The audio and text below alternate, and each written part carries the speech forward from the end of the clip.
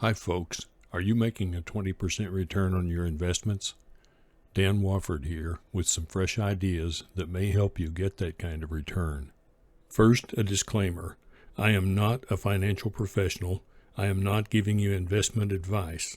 I simply made this video to share how I invest my money and the kind of returns I get, so you can take that into consideration in making your own financial decisions if you wish to. If you have a little money to invest, you're among the fortunate few these days, and you need to take every possibility into consideration to protect your nest egg and realize the greatest returns on your investments that you possibly can. What I do with my money is not buy and sell stocks trying to beat the market, but rather I invest for dividends that provide me a comfortable monthly income with returns you won't believe until you see them. So without further ado, let's jump in. Go with me to tradingview.com/screener. This is a screener that lists stocks in an order that you can choose by clicking on one of these tabs across the top. You can rank stocks according to valuation, performance, income statement, balance sheet, and various other factors. What we're interested in looking at is a ranking by dividend yield forward. So we'll click on the Dividends tab, then click on Dividend Yield Forward. By clicking repeatedly on this tab, you can get a list of stocks ranked from least dividend to greatest, or from greatest to least. What we want, of course, is to look at a ranking by greatest to least dividend.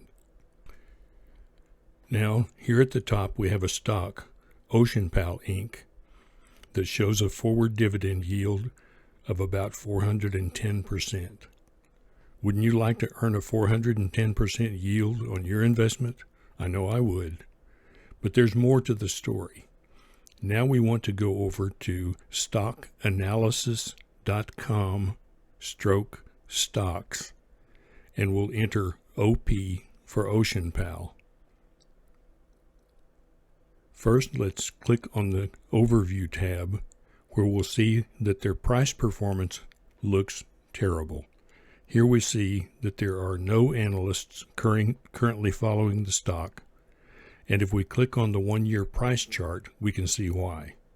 Their price in the past year has fallen from a high of $6.48 to a low today of only 23 cents. Also, if we click on dividends and look at their dividend history, they have only paid 3 dividends in the history of the company and haven't paid a dividend in almost a year. The reason their dividend yield looks so attractive is because their price has fallen so low relative to their dividend. If they paid another 10-cent dividend today, it would represent almost 50% of their price.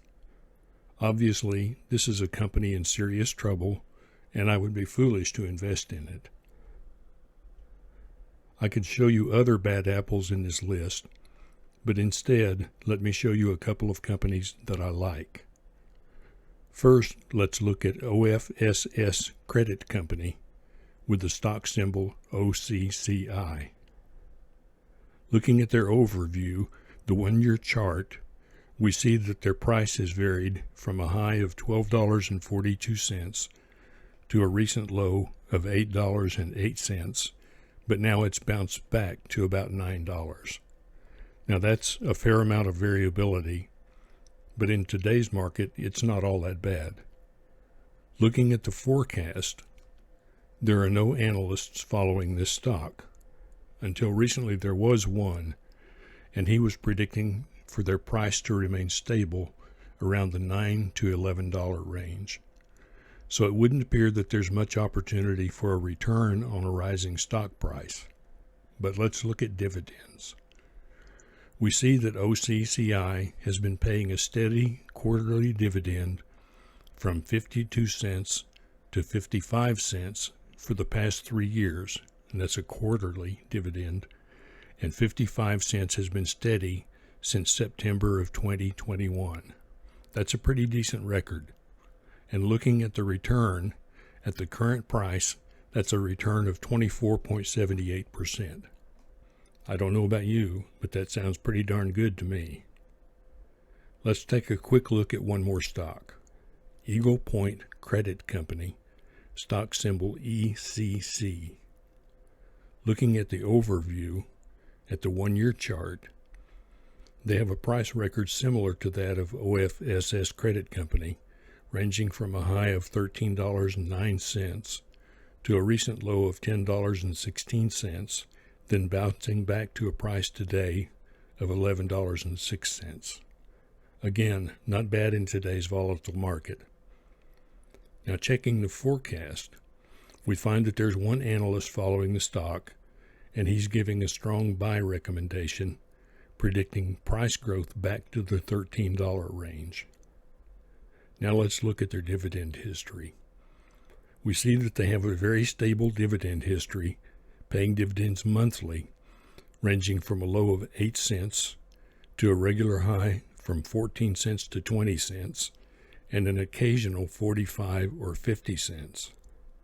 The current yield is 22.33%, and that's not the highest it's been in the past 2 or 3 years. I can tell you that I like getting a monthly check of almost 2% of my investment per month. That's about what my local bank is offering on savings for a year. As you work your way down the list in TradingView.com, you'll find that the companies generally grow stronger and safer as the dividend yields decline. I found a comfort zone, and while yours may be quite different than mine, you can probably find a balance between risk and return that is comfortable for you. So that's the story. I check TradingView.com/screener to find stocks that are showing a high dividend yield. Then I research them carefully on stockanalysis.com to see whether or not they appear to be a safe investment. Of course, I still have some exposure to the vagaries of the stock market, but it's very much mitigated by the big returns that I see every month or quarter in dividend payouts. Do your own research and due diligence, take your own circumstances into consideration, and good luck. I hope this helps you obtain the kind of very enjoyable results that I've achieved.